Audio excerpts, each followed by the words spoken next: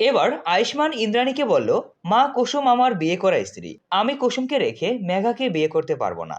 হ্যাঁ দর্শক, আমরা এই টান টান উত্তেজনাপূর্ণ পর্বটি দেখতে পাবো কুসুম সিরিয়ালের আগামী পর্বে। যদিও কুসুম সিরিয়ালে বর্তমানে মেঘা ও ইন্দ্রাণীর মধ্যে ঝামেলা চলছে, তবে খুব শীঘ্রই তাদের ঝামেলা মিটে যাবে এবং মেঘা ইন্দ্রাণীর পছন্দের পাত্রী হয়ে উঠবে। ইন্দ্রাণী গাঙ্গুলি তখন সিদ্ধান্ত নেবেন মেঘা আর আয়ুষ্মানের বিয়ে দেওয়ার। তবে এরই মাঝে আয়ুষ্মান উপলব্ধি করতে পারে যে সে কুসুমকে ভালোবেসে ফেলেছে। আয়ুষ্মান মনে করে সেদিনের শুটিং এর কাহিনী, যেদিন সে সাত পাকে বাঁধা পরে সিঁদুর ও মঙ্গলসূত্র পরিয়ে কুসুমকে বিয়ে করেছিল।